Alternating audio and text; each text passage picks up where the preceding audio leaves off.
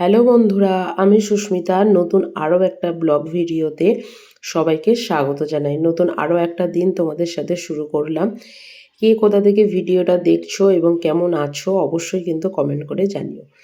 তো আরও একটা দিন তোমাদের সাথে শুরু করলাম। রাত মানে পুরো রাতটাই বলতে পারো বৃষ্টি হয়েছে। আর বৃষ্টি হয়ে এই জায়গাটা গেল বছরও দেখেছি জল জমেছে। আর এই যে আমাদের বাড়ি আর এই যে হলুদ রঙের যে মানে দেওয়ালটা দেখছো, এর মাঝখানে এই যে জায়গাটা, এটা হচ্ছে অন্য লোকের জায়গা।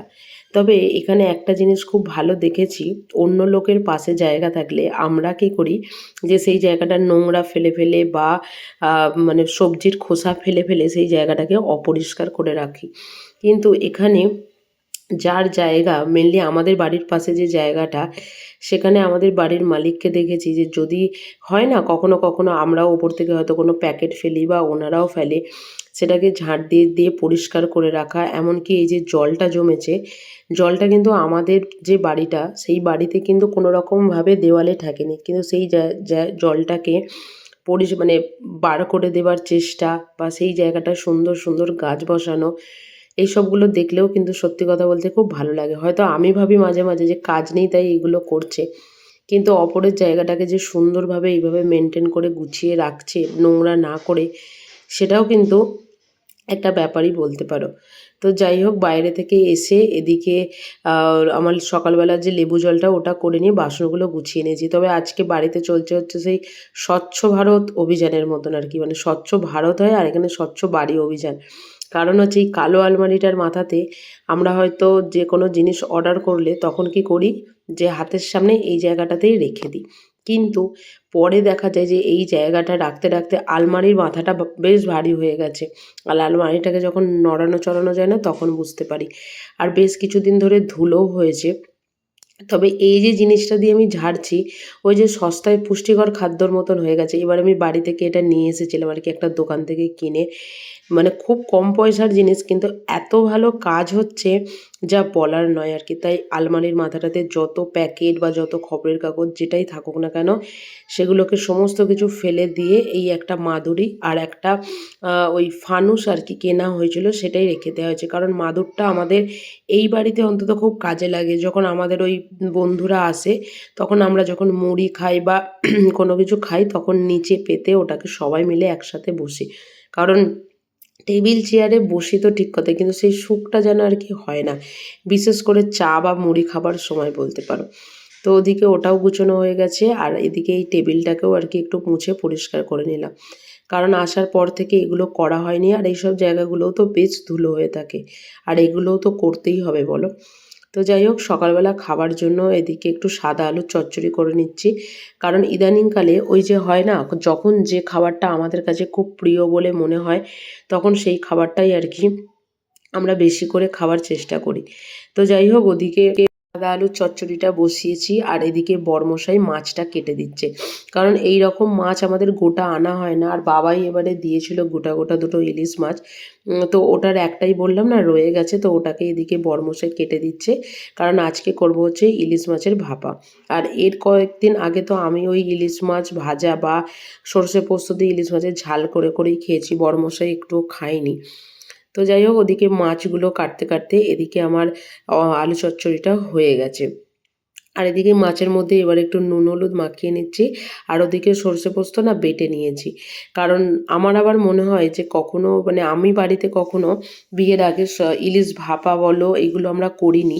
তো সেই এখন হয় বাড়িতে, কিন্তু আমার মনে হয় যে বেশি করে জল না দিলে যদি ভাপে ভাপে আর কি মানে নিচটা ধরে যায়, তো সেই কারণের জন্য মশলাটাতে আমি একটু বেশি করে জল দিয়ে মোটামুটি 40 মিনিট 45 মিনিট একটুখানি ভাপে দিলেই আমার মনে হয় হয়ে যায়।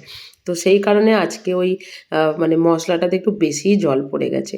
তো সামান্য পরিমাণে একটু হলুদ, একটু সর্ষের তেল, কয়েকটা কাঁচা লঙ্কা, নুন সমস্ত কিছু দিয়ে এই যে আমাদের এটা এক প্রকার এখন একটা বাড়তি কড়া হয়ে গেছে, তো ওটাতেই বসাচ্ছি। কারণ সবাই জানো যে গরম জল করলে বা কোনো কিছু এইভাবে ফোটালে না কড়ার মধ্যে, সে যে কড়াই হোক, ননস্টিকের কড়াই হোক আর সিলভারের কড়াই হোক না কেন, এটা বাজেভাবে দাগ হয়ে যায়। আর সেই দাগটা উঠে যায় হয়তো, কিন্তু বেশ কিছুদিন সময় লাগে। তো যে কারণের জন্য আমি আর আজকে সেই রিস্কটা নিইনি, ওই বাড়তি যে করাটা সেটাতেই আর কি করেছি। আর এইদিকে ওই যে বিছানার চাদরটা যেটা নতুন কিনে বললাম ধুয়ে রেখেছি, ওটা শুকিয়েও গেছে, তো ওটাই আজকে বিছানাতে আজকে পাতলাম।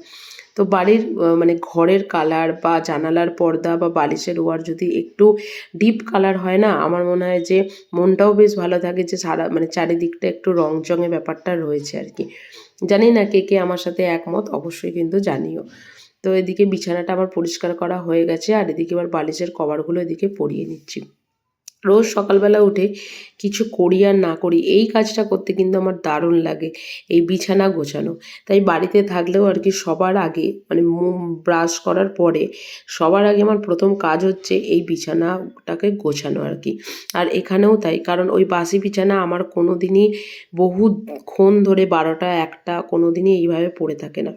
আর এই যে জায়গাটা, এটাও দেখলাম যে খুব ভালোভাবে পরিষ্কার হয়ে যাচ্ছে, কারণ ওর যে ঘাঁচগুলো সেগুলোকে আমাকে ভিজে কাপড় দিয়ে বা মানে শুকনো কাপড় দিয়ে অনেকক্ষণ ধরে মোছামুছি করতে হয়। তবে এটা দিয়ে বেশ ভালো করে ঝাড়লাম, দেখলাম এই সাইডের ঘাঁজে ঘাঁজে যে ধুলোগুলো রয়েছে, এই ধুলোগুলো কিন্তু খুব সহজেই পরিষ্কার হয়ে গেল।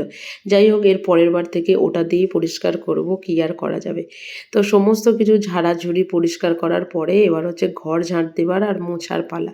কারণ ওদিকে টুকটাক রান্নাবান্না আর কি বসিয়েছি, আর বসিয়ে তারই মাঝখানে এই কাজগুলোকেও করে নিচ্ছি, কারণ এই কাজগুলো করতে করতে নাহলে অনেকটা দেরি হয়ে যায়। আর বাড়িতে একা থাকলে না কোনো রকম কোনো কাজ করতেই যেন একদম ইচ্ছা করে না। তো সেই কারণের জন্য এই কাজগুলোকে করে নেওয়া। সব কাজ কমপ্লিট করে এদিকে চলে এসেছি পুজো করতে। আর এই ঠাকুরের জায়গাটা যখন আলো জ্বলে বা একটু যখন বাইরে রোদ ওঠে, আমার বারান্দাতে খুব একটা আলো জ্বালাতে হয় না। যখন হয়তো আমরা ভিডিও করি বা তখনই হয়তো 2-3টে আলো জ্বালি, যাতে ভিডিওটা আরও ক্লিয়ার হয় আর কি। কিন্তু এই জায়গাটা এই সাদা টেবিল ক্লথটা পাতার পর থেকে আর কি বেশ সুন্দর, কিন্তু একটা বেশ মানে চকচকও করছে ব্যাপারটা আর কি। আগে যে টেবিল ক্লথটা পাতা ছিল সেটা বহুদিনের পুরাতনও হয়ে গেছিলো। তো যাই হোক, এদিকে পুজোটাও কমপ্লিট হয়ে গেছে, আর এদিকে সকালের জলখাবার খাবো বলে এদিকে পরোটা করতে এসেছি। আর আজকে বড়মশাই পরোটাগুলোকে এমন তিকোনা করে বেলেছে যা বলার নয়। কারণ ওর লুচিটা ভীষণ ভালো করে, মানে আমার থেকেও ভালো করে। কিন্তু পরোটাটা ও এবারে বলেছিল যে আমি খুব একটা পারি না, কারণ পরোটাটা না শক্ত হয়ে যায়, ও যেটা বলে। তো ওকে ওই যে পাশে দাঁড়িয়েছে, ওকে একটু দেখিয়ে দিচ্ছি পরোটা এইভাবে করতে হয়। আর এত বড় বড় পরোটাগুলোকে বেলেছে, চাটুর এদিক থেকে ওদিক একদম চলে যাচ্ছে। তো যাই হোক, ওদিকে পরোটাও হয়ে গেছে, আর এদিকে বরমশাইয়ের টিফিনটা দিকে গুছিয়ে দিয়েছি আর কি। তবে ওর এই খাবার নিয়ে যাওয়ার ব্যাগটা আমার বেশ পছন্দ হয়েছে, আমিও বলেছি আমার জন্য এটা কিনে দিতে। তবে ও আর কি এখান থেকে কিনেছে, কারণ ও যে ব্যাগটা করে খাবার নিয়ে যায় সেটা একদিন কি হয়েছে, পড়ে গিয়ে পুরোপুরিভাবে খাবারটাই পড়ে গেছিলো। তো যে কারণের জন্য ও সেদিনকেই আর কি কিনেছে। তো টেবিলটা এদিকে মুছে নিলাম, যেহেতু ভাত টাত সমস্ত কিছু ছিল। আর এই যে জলখাবারের খাওয়ার সমস্ত কিছু তোড়জোড় চলছে আর কি। এদিকে আলু চচ্চড়িটা বেড়ে নিচ্ছি, আর এরপর হচ্ছে পরোটাটা নিয়ে নেব। তো সকালের সমস্ত কাজ বা মানে এই যে সারাদিনের যে কোনো কাজ মোটামুটি 80% আমার হয়েই যায়। আর দুপুরবেলা ওই শুধু একা খাওয়ার জন্য একা খাওয়া, আর ওই 2-4টে বাসন যেটুকু থাকে সেটুকুই আর কি মাজা আর কি। তো যাই হোক, এদিকে চলুন জলখাবার খেতে খেতে আর তারপরে বাসন মাজতে মানে মেজে পরিষ্কার করতে করতে আজকের ব্লগটা এখানে শেষ করছি। যদি কিছু ভালো লেগে থাকে একটা লাইক করবেন, শেয়ার করবেন, চ্যানেলটা সাবস্ক্রাইব করে পাশে থাকবেন। দেখা হবে নতুন আরও একটা ব্লগ ভিডিওতে, নতুন আরও একটা দিনের সঙ্গে খুব তাড়াতাড়ি। সুস্থ থাকবেন, ভালো থাকবেন। দেখা হবে আরও একটা নতুন দিনের সঙ্গে, আরও কিছু নতুন কাজের সঙ্গে। ভালো থাকবেন, টাটা।